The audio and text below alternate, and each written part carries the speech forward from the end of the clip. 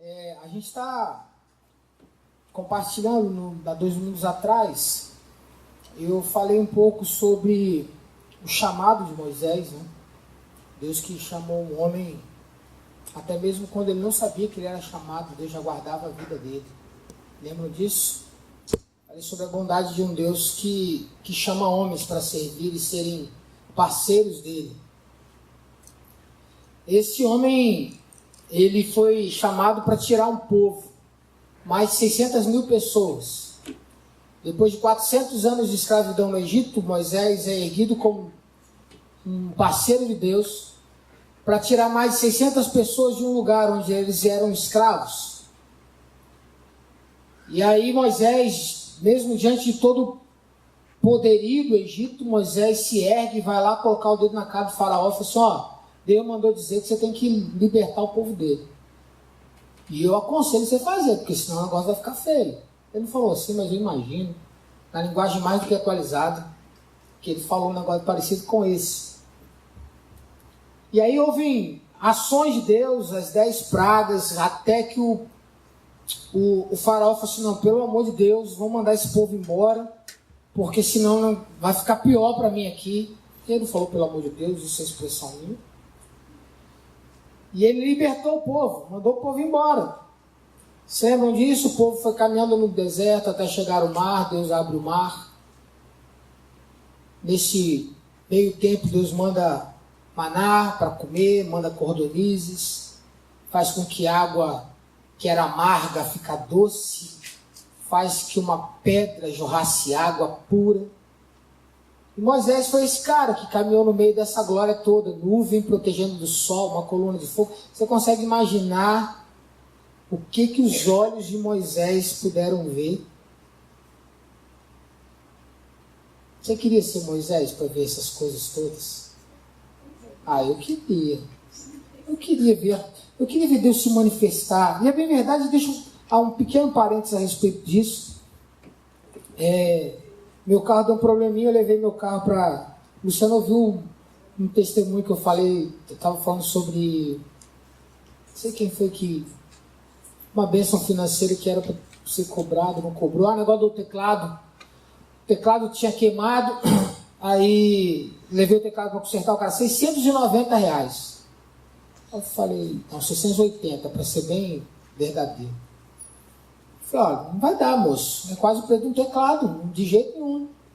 Fui lá buscar o teclado, falou, não, sabe o que é? O teclado está aberto ainda, só pode passar aqui semana que vem para buscar? Eu falei, tá bom, semana que vem eu passo para buscar. Eu mandei a Luciana buscar, porque eu estava lá tinha acabado de fazer a cirurgia dos rins. Aí ela foi lá, moço, não, sabe o que é, moço? O teclado ainda está lá no técnico, ele não fechou o teclado. Dá para você pegar semana que vem? Eu falei, tá bom. Aí passaram-se 2 semanas, eu fui lá buscar o teclado. Eu falei, não, agora eu pego esse teclado. Aí chegaram a pegar o teclado, veio o técnico, o teclado lá de fora. Fala assim, sabe o que é, o senhor? Eu fui consertar, fui fazer um teste numa coisa e queimei outra. Só que para eu consertar a outra, para te entregar com o defeito que ele chegou, eu tenho que consertar as 2. Sabe o que eu fiz? Eu consertei. Não precisa não, para levar o teclado, eu não vou cobrar nada do senhor.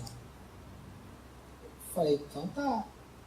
Aí peguei o teclado e fui embora, R$680. Meu carro quebrou essa semana. Botei lá na oficina para pegar. O cara da oficina falou assim, não, a senhora leva, depois eu vejo o que eu vou fazer. Conserto do meu carro. No começo do ano eu falei para vocês que era um ano aparentemente muito difícil para mim, financeiramente. Vocês lembram disso? Irmãos, é um milagre atrás do outro. Deus não mandou dinheiro. Deus evitou que eu gastasse. O milagre é o mesmo. O milagre é o mesmo. E Moisés caminhou vendo milagre todo dia. Todo dia Moisés acordava com milagre, a nuvem sobre eles. Todo dia Moisés ia dormir com milagre, aquela coluna aquecendo no deserto. É vendo milagre atrás de milagre. Mas acontece que com o tempo o povo voltou a ser um povo de dura cerviz, né? Moisés sobe, Deus chama Moisés ao monte, entrega a Moisés as tábuas da lei. Só que quando Moisés volta, tem um bezerro de ouro feito pelo seu irmão lá embaixo. O povo adorando o bezerro. Moisés fica muito bravo. Quebra as tábuas, mata os idólatras, depois vai falar com Deus de novo. É engraçado porque Deus falou assim, não, vou matar todo mundo. Aí Moisés, não mata não, Deus. Tenha misericórdia do povo. Aí Moisés desce, ele que mata os idólatras. Tamanha a ira dele contra aquele pecado. E depois de um tempo Moisés sobe, Deus trata com Moisés. Mas tem algo que eu queria meditar com os irmãos hoje a respeito disso. Não sobre o que Deus faz, mas sobre o que nós fazemos. Eu queria meditar com os irmãos não sobre o coração de Deus, mas sobre o nosso. Eu queria meditar com os irmãos não sobre o amor de um Deus por nós, mas o nosso amor por esse Deus. Abre sua Bíblia em Êxodo, capítulo 33.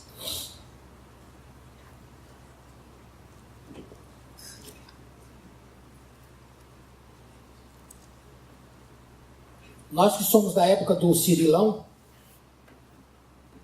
Deus gracioso e compassivo, tardio irá-se, rico em amor. Vocês lembram disso também? Ele ensinou essa música, vocês lembram onde foi que ele ensinou essa música? Despertar 2002. Deus gracioso e compassivo, tardio irá-se. É vinda de... O Senhor é bom para todos e tem compaixão de todos que nele crê. Assim como é longe o leste do oeste, assim ele afasta de nós as nossas transgressões. É linda essa canção, que na verdade é uma oração de Moisés. Mas olha comigo o versículo 18. 33, versículo 18. Como é muito curtinho, nós podemos ler isso em várias versões. Eu vou ler na King James, que diz assim, 33, 18. E ele disse, suplico-te, mostra-me a tua glória. Tem outra versão?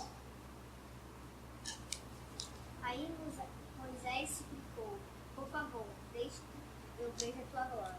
Outra versão? Então ele disse, rogo-te e me mostre a tua glória. Tem outra aí?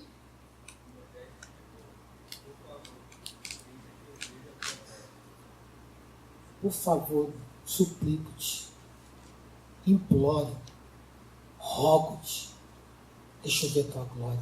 É estranho, né, essa oração? Porque nós estamos falando de um cara que caminhou vendo a manifestação do poder de Deus, a sua história. Porque provavelmente Moisés sabia que Deus havia tirado ele, livrado ele da morte dos egípcios quando ele era pequeno. Alguém disse isso para ele. Até porque, quem escreveu Êxodo? Moisés. Ele escreveu a própria história. Ele sabia que era para ele ter sido morto quando era pequeno, mas por causa da bondade de Deus, da sabedoria da sua mãe, do zelo da sua irmã, da compaixão da filha de Faraó, ele não morreu quando era pequeno. Ele sabia disso. Ele sabia que depois de adolescente foi levado ao palácio e aprendeu sobre toda a sabedoria do Egito. Ele sabia que ele foi para o deserto. Ele sabia que Deus havia falado com ele na sarça. Ele sabia todas essas coisas. E engraçado, um cara que viu a nuvem guardar do sol, viu a coluna aquecer numa noite, que comeu de cordonizes, que comeu de maná, bebeu de água, viu todas as maravilhas do poder de Deus, chegar para Deus e dizer assim, Senhor, eu te imploro, deixa eu ver a tua glória. Por favor, Senhor, me revela a tua glória. É meio estranho para um cara que já viu tanta coisa, né? Teoricamente, ele poderia estar com o coração insatisfeito de tudo que ele viu. Eu confesso assim que eu sou tentado a dizer que eu ficaria satisfeito. se eu tivesse vivido o que Moisés viveu até aquele momento. Porém, Deus não separou Moisés, não tirou o povo do Egito, para que o povo experimentasse apenas do poder de Deus. Hoje pela manhã a gente estava falando na escola bíblica que Deus separou um povo do deserto, do Egito, Deus tirou da escravidão um povo que não apenas experimentasse a mão de Deus, mas que o conhecesse. Que não apenas enxergasse as maravilhas de Deus, mas o Deus das maravilhas. Deus não separou um povo para que conhecesse apenas como um Deus fazedor de milagre. Mas Deus separou um povo para que o conhecesse.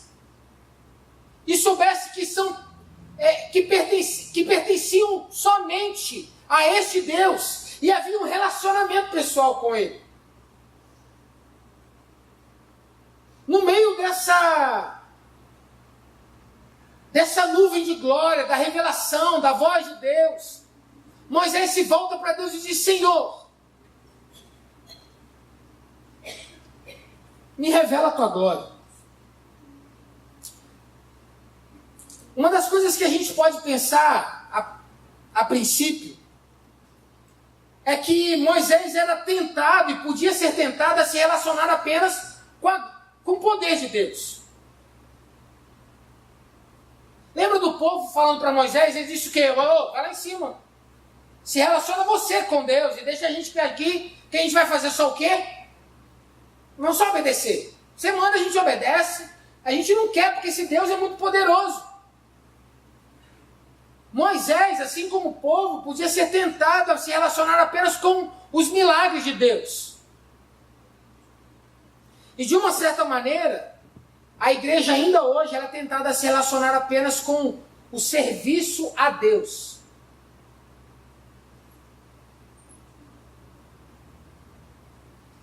Se relacionar apenas com isso aqui.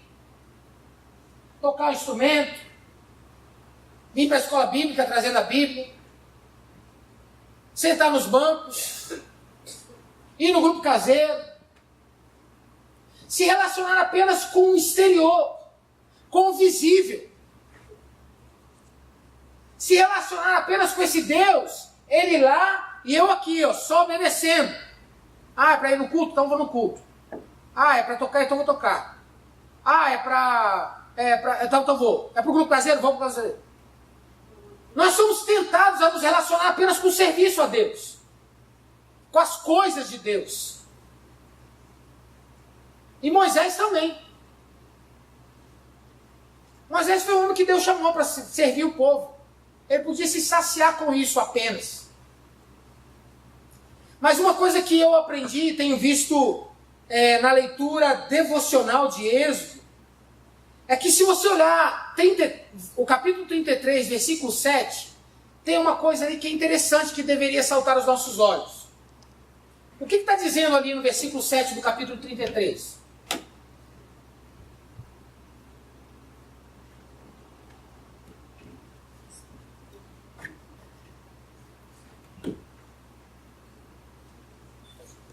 Moisés tinha o costume de pegar a sua tenda e ir para fora do arraial.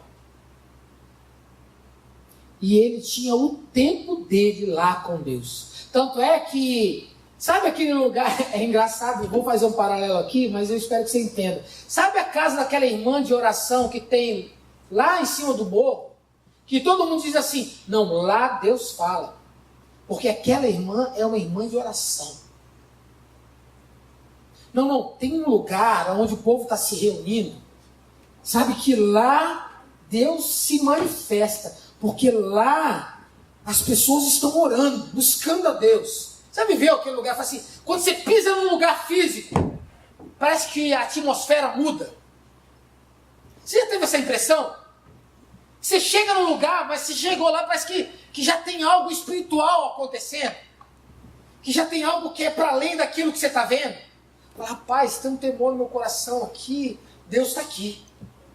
Você já experimentou isso?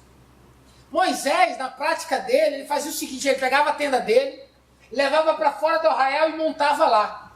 As pessoas já viam o seguinte, já vai Moisés para a tenda. Aí ficava todo mundo em pé, esperando Moisés entrar na tenda. Quando Moisés entrava, a nuvem descia sobre a tenda. Tinha um temor no coração da turma. Moisés está lá. E Deus está lá com ele. Na tenda que Moisés armou fora da congregação, Deus está lá com ele. Sabe uma coisa que eu aprendo com Moisés? Moisés era um cara que via tudo, mas ele tinha um relacionamento pessoal com Deus. Nós podemos aqui, nós estamos em várias pessoas. Todos nós, nesse exato momento, tendo, de uma certa maneira, relacionamento com Deus. Ouvindo Deus falar através da sua palavra. Teoricamente, todos nós estamos tendo um relacionamento com Deus aqui. Mas, sinceramente, nós podemos estar isso aqui lotado de gente, no momento de culto. Mas de segunda a sábado, Deus é alguém que ficou lá, Deus não está com ele. Ele não se relaciona com Deus pessoalmente. Não tem encontro pessoal com Deus. Não é algo pessoal, não é algo com que Deus faz, é algo quem Deus é. Nós somos tentados a isso, gente. O tempo todo. O tempo todo nós somos tentados a nos relacionar com a formalidade do culto. Mas não com um Deus informal que nos chama pelo nome, por uma tenda fora do arraial. Onde é a sua tenda? Onde é a tenda que você arma todo dia? Onde é o lugar que você vai, que a sua esposa, o seu marido, os seus filhos, e diz assim, ó, já vai papai para a tenda. Já está indo mamãe para a tenda. A gente estava falando na escola bíblica sobre como não perpetuar o nome do Senhor. Como o nome do Senhor é perdido de geração em geração.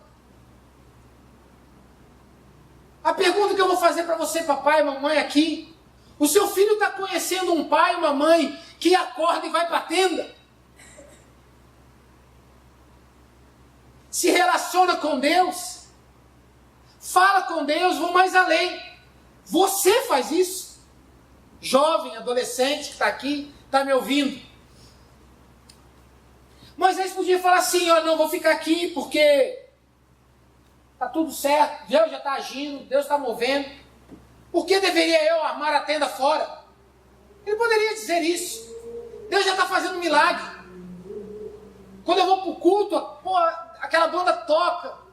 Ah, glória de Deus, aquela alegria, meu coração se inunda. É tanta paz. Ah, que maravilha.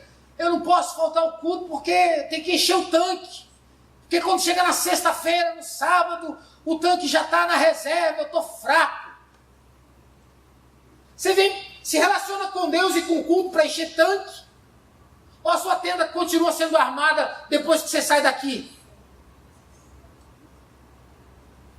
Eu aprendo isso com Moisés. E uma coisa interessante, esse relacionamento correto com Deus, por causa de quem Deus é e não pelo que Deus faz, deveria ser a nossa motivação em tudo. O relacionamento correto não é com as mãos de Deus, mas é com Deus. O relacionamento correto, chega Jó no final da sua vida, ele diz o seguinte, olha, eu sabia quem Deus era, as pessoas estão falando sobre Deus, eu ouvi sobre Deus, eu cultuava a Deus, eu sacrificava a Deus, eu tinha uma vida reta, cuidava dos meus empregados, não deixava que o exilado passasse fome na praça, eu dava roupa para ele, eu era um homem justo, não olhava para outra mulher. Mas chega no final, Jó diz assim, eu fazia tudo isso, mas eu não sabia quem Deus é. Agora, os meus olhos estão vendo Deus, de verdade. Todos nós podemos nos relacionar com a mão de Deus sem saber quem Deus é. Há uma graça comum de Deus sobre todos os homens. O mais prostituto dos homens acorda de manhã e recebe bondade de Deus, sem saber quem Deus é. O mais incrédulo ou incrédula das mulheres acorda pela manhã, ela só acorda por causa de graça de Deus. se relaciona com a mão de Deus, com o poder de Deus, mas não sabe quem Deus é. Moisés aprendeu algo sobre relacionamento com Deus. Ele aprendeu a se relacionar com Deus por causa de Deus, e não por causa daquilo que Deus fazia. Senhor, mostra-me a tua glória. E quando a gente começa a se relacionar com Deus de forma correta, tudo muda em nós, inclusive a nossa adoração. Lembra da oração que eu estava cantando aqui? Deus gracioso e compassivo, tardio em irar-se, rico em amor, capítulo 34, do versículo 5 ao 9. Depois que Moisés se relaciona com a bondade e com a graça, mas sobretudo com Deus, ele não desce dizendo assim, eu sou bom, viu? Meu rosto está brilhando. Sendo assim, se sujeitem a mim, porque eu sou o cara.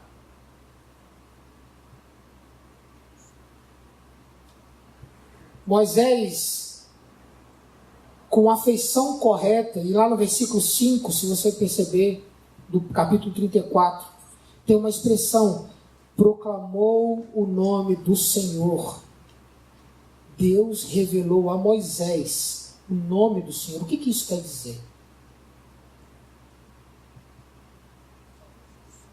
A gente começou dizendo, lá na escola bíblica, que o nome daquele moço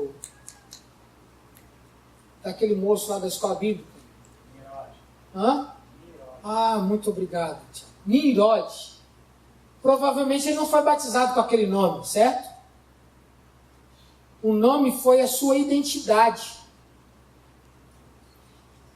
E Deus aqui não está falando de um nome apenas expressivo. Yahvé, Jireh,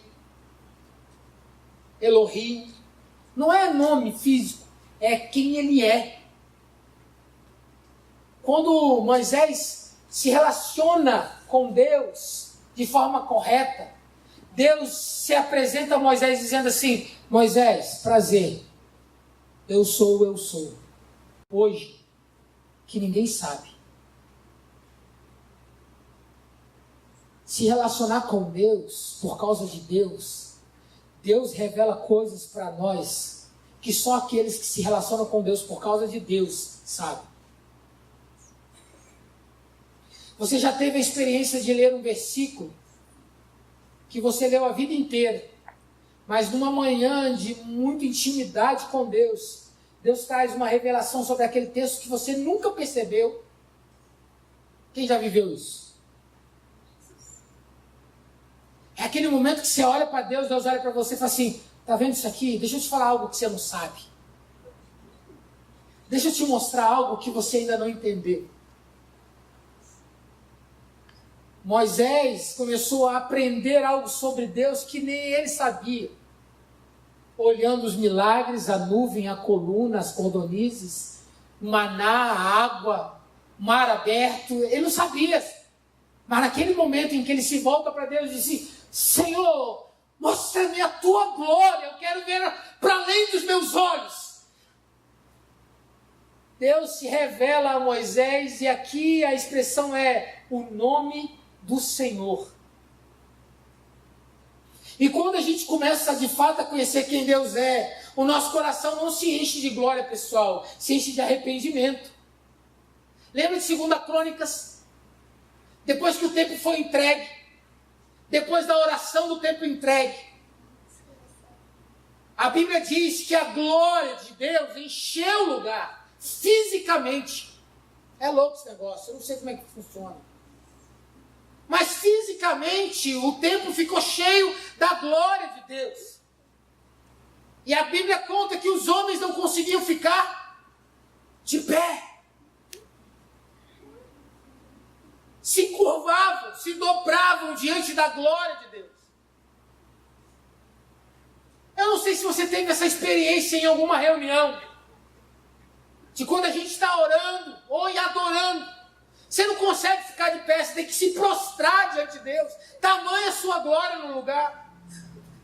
E eu não falo apenas glória de percepção, mas percepção do seu coração diante de quem Deus é.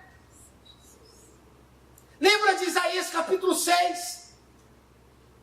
A Bíblia conta que aquele menino, no ano da morte do rei Uzias, a Bíblia diz que eu vi o Senhor assentado num alto e sublime trono. E ele diz que o templo ficou cheio da glória de Deus, a orla dos seus vestidos cobriam, enchia o templo. E aquele garoto, aquele menino, fez uma oração a Deus. Qual foi a oração? Ai de mim. Ai de mim. Ai de mim, porque eu sou um homem de lábios impuros, e eu habito no meio de um povo de impuros lábios, e os meus olhos viram o rei. Ele não pediu nada, ele confessou. Diante de um relacionamento verdadeiro com Deus, as nossas orações mudam. As nossas prioridades mudam. Os nossos valores mudam.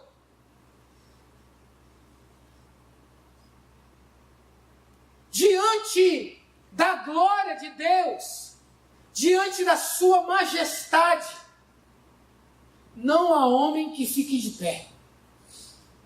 A propósito, haverá um dia em que todo joelho se dobrará. Todo joelho se dobrará. Haverá um dia que ninguém ficará de pé. Com motivações corretas ou não. Haverá um dia que todos se dobrarão. Então não é uma oração, não é uma adoração que é momentânea. Lembra da oração que ele fez logo depois? Ele disse assim: Senhor, fica conosco. Fica conosco, versículo 9. Fica conosco. Ele pede para ver a glória, Deus se revela a ele, a oração dele é feita. Mas depois de tudo isso ele disse: Senhor, que não seja só aqui. Que não seja só esse momento. Que não seja só essa gota. Fica conosco. A glória que você experimenta aqui no culto, você está experimentando na sua casa?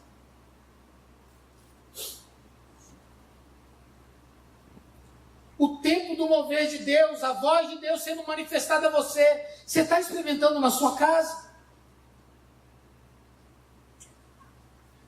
A sua casa, ela está sendo uma extensão daquilo que você tem experimentado em Deus? Ou ela está nascendo lá?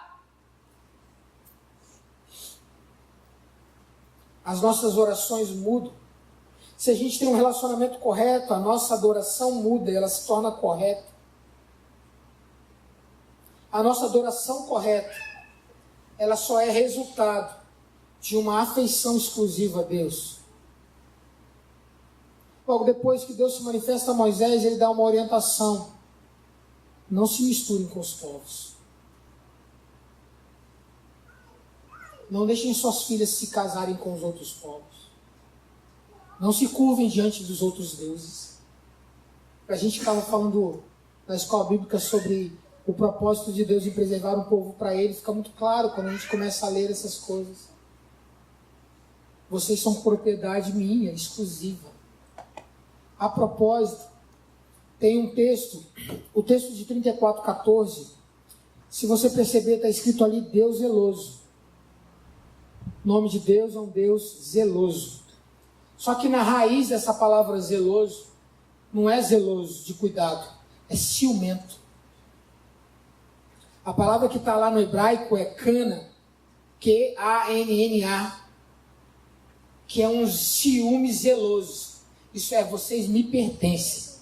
Eu tenho ciúme de vocês. O texto sagrado também diz que o Espírito Santo tem ciúmes de nós. Pastor, você está querendo dizer que Deus tem ciúme de mim? É. Deus tem ciúme de você. Deus te quer para Ele. Deus não quer que teu coração esteja dividido. Deus não quer que o teu tempo esteja dividido. Deus não quer que você se curve diante de outros deuses. Ah, pastor, mas eu não me curvo diante de imagens. Eu não estou falando de imagem. Eu estou falando daquilo que está ocupando lugar no teu coração que não é Deus. Deus é ciumento. Deus é ciumento. Ele tem ciúme de você. A quem você está pertencendo?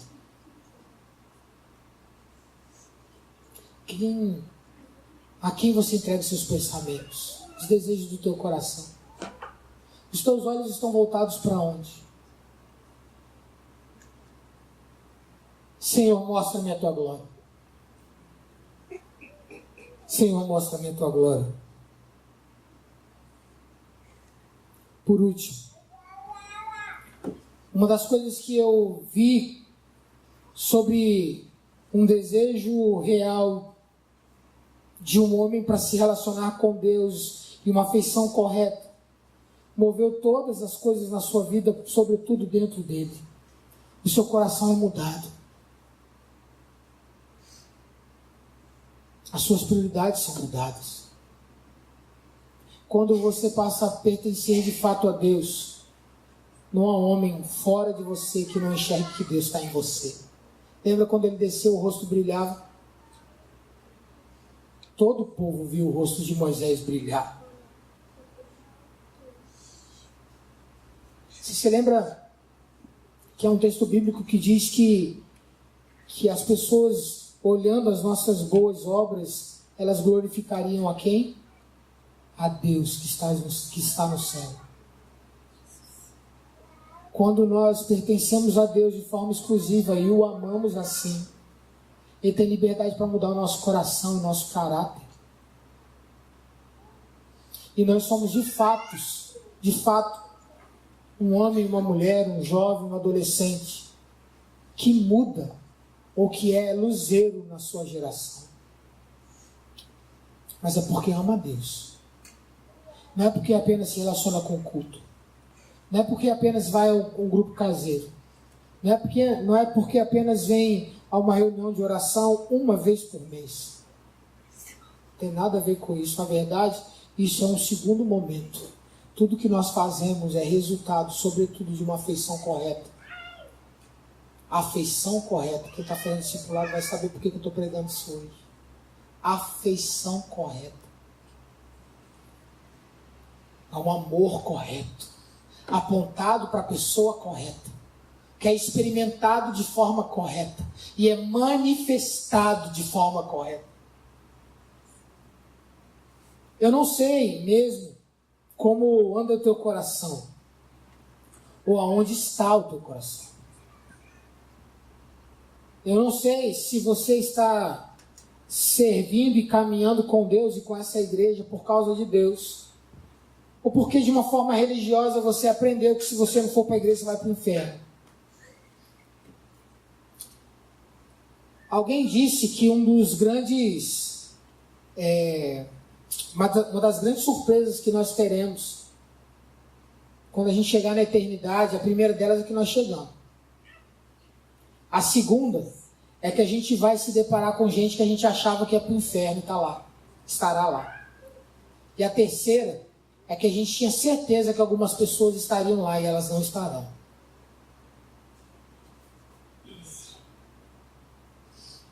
Ir ao culto, tocar um instrumento, participar de uma reunião, seja lá ela qual for, não quer dizer nada. Ver nuvem, ver coluna, de milagres, não quer dizer nada.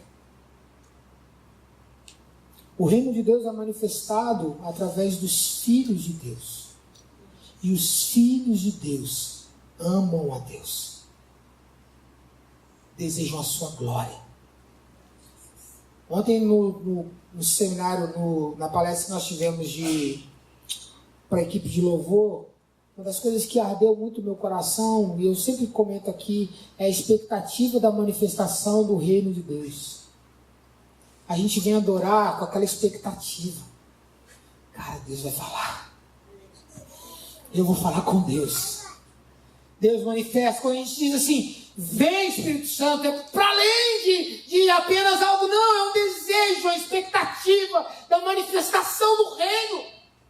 Mas não é manifestação para os olhos, é para manifestação para o coração apaixonado por Deus. Mostra-me a tua glória. Mostra-me a tua glória. Mostra-me a tua glória. Mais do que ouvir música, mais do que cantar música, mais do que pregar, mais do que ouvir a pregação, mostra-me a tua glória, Senhor. Mostra-me a tua glória. Eu queria me juntar a vocês nessa manhã e orarmos assim. Senhor, nós queremos ver seus milagres. Queremos ver as manifestações do teu poder. Queremos ver o Senhor levantar morto. Mas não nos deixe caminhar sem enxergar a tua glória, sem te ver, sem ouvir de fato a tua voz e poder dizer assim, eu sei quem Deus é. Nessa manhã Ele me revelou o seu nome. Eu sei quem Deus é. Nessa manhã Ele disse quem Ele é para mim. Eu sei quem Deus é. Ele falou quem eu sou para Ele. Eu sei quem Deus é. Por muitas vezes, irmãos, nós limitamos o relacionamento com Deus numa reunião de igreja. Eu quero mesmo te incentivar a armar sua tenda fora do arraial. Eu quero te incentivar a armar sua tenda fora do arraial. Fora do arraial. Mas pode armar dentro do arraial também, mas eu estou querendo dizer sobre uma experiência sua com Deus.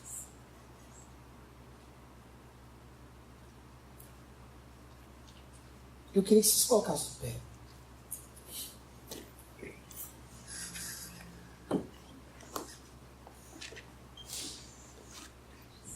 A Bíblia nos traz inúmeros relatos de homens e mulheres que chamaram a atenção de Deus pelas suas orações. No Antigo Testamento, tem uma moça chamada Ana. A Bíblia conta que essa moça ela não tinha filhos e ela estava sendo chacoteada. Era chacota para outra mulher do seu marido. A Bíblia conta que essa mulher foi ao templo. Ela dobrou o joelho. E ela balbuciava não sei o quê, porque a Bíblia não conta. Mas devia ser algo meio estranho, a ponto do sacerdote falar que ela estava bêbada.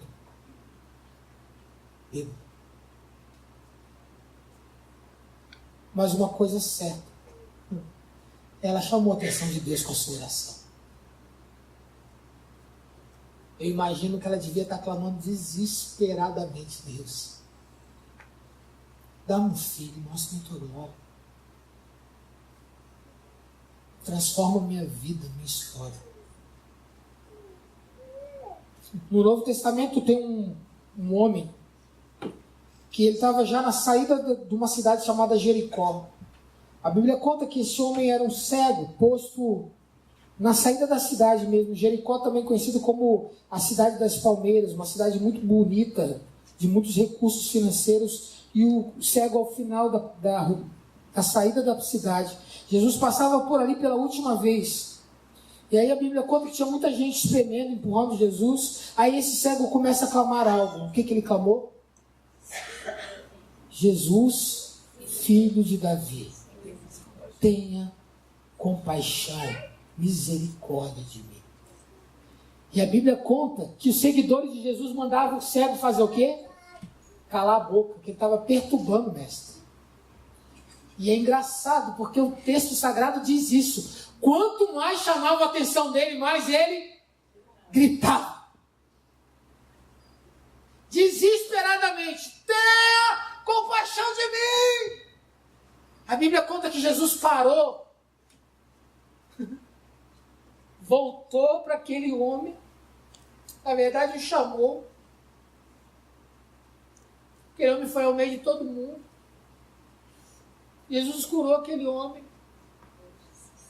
porque ele insistiu clamar, tem misericórdia de mim. Jeremias 33:3 diz, clame a mim e responder-te-ei, anunciar-te-ei coisas grandes e firmes que você não sabe. Eu não sei o quanto você sabe quem Deus é, mas eu quero dizer que tem coisa que você não sabe dele ainda. Tem coisas que os seus olhos não viram. Tem coisas que os seus ouvidos não ouviram. Não me venha dizer que você é um cara muito experiente, uma mulher muito experiente. Deus tem coisas que você não conhece dele. Deus tem coisa que você não conhece dele. Eu queria te desafiar nessa manhã a orar assim. Senhor, mostra-me a tua glória. Mostra-me a tua glória, Senhor. Mostra-me a tua glória. Eu queria fazer diferente hoje.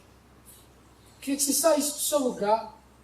Se há um desejo no teu coração de ver e conhecer a glória de Deus, nós vamos nos colocar aqui de frente para a plataforma e vamos orar assim. Senhor, mostra-me a tua glória. Me tira da superfície de apenas ver coisas. Me leva para lugares profundos onde o Senhor leva aqueles que são íntimos seus. Lembra de Salomão escrevendo a Sulamita? Venha, venha amada minha. Venha que eu vou te levar para as minhas recamas. Lugares que eu só levo a minha amada. Deus tem ciúme de você. E hoje eu creio no Espírito que é o mesmo pedido nessa manhã. Vem, amada minha. Vem que eu vou te levar a recâmaras onde eu só levo aqueles que são meus. Eu queria que você saísse do seu lugar. Se há um desejo no teu coração, Senhor, mostra-me a tua glória. Revela-me a tua glória. Eu queria que você viesse à frente. E nós vamos clamar a Deus a respeito disso.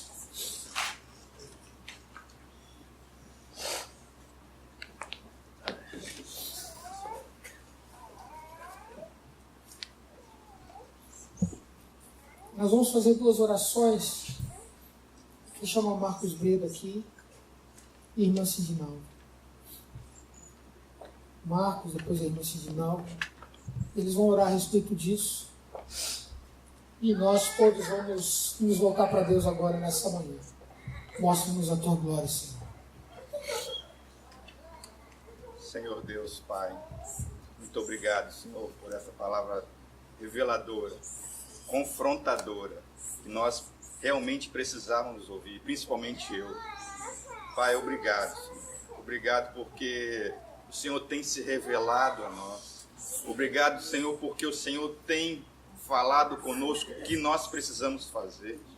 Por isso, ó Espírito Santo de Deus, que habita dentro de nós, nos ajuda, Senhor, verdadeiramente a te conhecer como o Senhor é, a te conhecer, Senhor, verdadeiramente quem o Senhor é para nós. Pai, tem misericórdia da minha vida, tem misericórdia dos meus irmãos, Pai, porque nós somos tão falhos e pecadores, sim, mas nós te pedimos perdão pelos meus pecados, pelos nossos pecados, Pai, e obrigado, Senhor, obrigado pelo teu amor revelado ali na cruz. Obrigado por você ter nos dado tudo que o Senhor tinha para a remissão dos meus pecados. Por isso, Senhor, ajuda-nos a continuar nessa caminhada, a continuar até a tua vinda e revelando, Senhor, quem o Senhor é. Quem o Senhor é para mim, quem o Senhor é Pai, em nome de Jesus, essa minha oração nesta manhã, quebranta os nossos corações, um coração de pedra, arranca de nós e coloca no Senhor um coração de carne, temeroso ao Senhor. Pai, em nome de Jesus, Senhor. Eu não tenho palavras, Senhor, para agradecer como o Senhor é amoroso conosco. Como o Senhor tem zelado pelas nossas vidas. Revela-te, Senhor, a nós. Revela-te, Senhor, o teu querer. E nos ajuda a cumprir este querer em nossas vidas. Porque esse é o nosso propósito aqui, essa é a nossa passagem. Pai, nos ajuda, Deus. Porque sozinhos nós não somos nada. Porque sozinhos nós não temos poder para nada. Precisamos, necessitamos de Ti. Oh, Deus, tem misericórdia de nós. Tem misericórdia de nós. Com essa palavra confrontadora em nossas vidas. E que nós possamos sair daqui, deste lugar, deste templo, desta parede, e podemos que a Tua